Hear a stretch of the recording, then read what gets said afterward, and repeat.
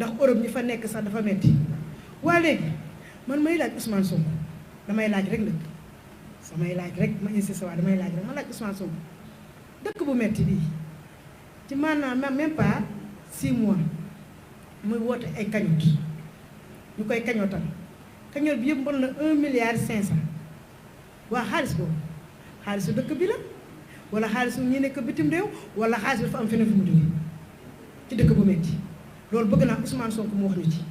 1 milliard 500 yoo xamante ne kañotal nañu doomu réew mi du ko jox ci li mu wax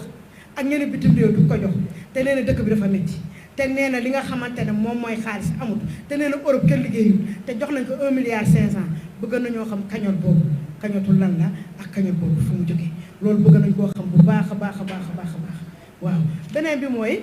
boo leen seetloo tey Ousmane Sonko laa yëg di dama ko mos a wàcc it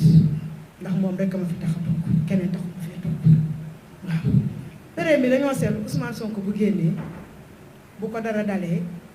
balaa moo wax ñi nga xamante ne ñoo topp ca ginnaawam malheureusement maax ñoo ma yem amuñu liggéey suñu liggéey yëpp politique la waaw ndax boo leen seetloo ñoom ñëpp de ci alalu nguur rek la ñuy dundee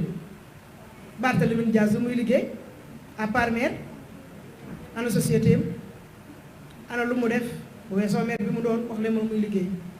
Ousmane Sonko bu weesoo maire Ziguinchor bi mu doon wax leen ma lu muy liggéey sama papa Khalifa Sall bu weesoo dunguru gi muy dunguru Ousmane Sonko wax leen ma lu muy liggéey sama yaay Aïda Mbodj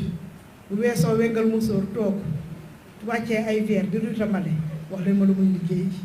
kon ñooñu tey buñ naan système bi wala dañuy xeex système bi dina ma xaw a jaaxal sama papa Habib Sy moom bu xaalewuñ ko xëy na daa dem retraite waaye ku dem retraite sax neewoon ci nguur waroon ngaa mën a liggéey dara sam askan si jëriñu kon ñoom ñëpp gisuma dara lu ñuy liggéey kon boobu bu ñu toogee naan dëkk bi di baaxul dëkk bi neexul kon ñoom war nañoo mën a xoolaat seen bopp loolu tamit waru jar mën a wax la ñu seetlu ñoom bu ñu dara amee rek Ousmane Sonko balaa Ousmane Sonko di génn boo leen seetlu chaque jour Ousmane Sonko da leen di taylee li mu leen di taylee mooy sama papa mooy dugub ab soow dugub ab ceeb ak dawlin ma boole ko ci suukar muy Alioune Sa kii nu tuuti Alioune Sa kii waaye Khalifa Sall dugub ab ceeb bu ñëwee daal bu xewee rek dañuy daw woo presse bi moom te yéen presse bi moom ñoom bu ñu leen woowee rek il faut ngeen dem xëy na da ngeen di bëgg ay vie wala bëgg luy jaral seen dañ leen di comprendre aussi waaye boo leen demee da ngay gis dañuy woote bu ñu ñëwee daal di Ousmane du dem bu ñu woowee Ousmane du dem Ousmane du wuy ji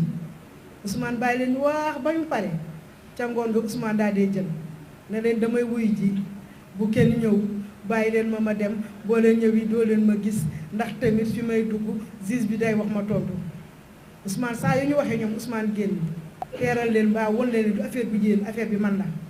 ñu toog waaye léegi loolu waxuñu Ousmane ne leen bàyyi ma keroog Ousmane daal di ne da moom di nga xamante ne juge Maham Diallo wax na ko te boo leen fàttee ma fàttali leen barki Dembo Ndiaye ba mu toogee jàkkaarloo Adji Raby Sarr ku tedd ki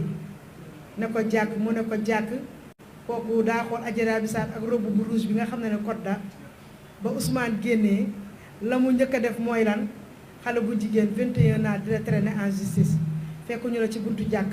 fekkuñu la ci buntu juma fekkuñu la say wetu jeeg fekkuñu la sa côté école doom fekkuñu la ci li nga xamante ne mooy sa jeunesse lu dul dina fekk ci ay suite booti waaye Ousmane ba mu génnee balaa moo mën a wax dara dangeen koo gis dafa doon jeté ay fleur ki nga xamante ne mooy Adji Raby Sarr naan xale bu yaru bi yar la ma fa won teggin la ma fa won ñi nga xamante ne ñooy avocat yi sax jéemoon nañ ko woon a ruux pour mu wax ma dara waaye jot ma fa wax dara wax dëgg yàlla teg la wane loolu Ousmane wax mu dellu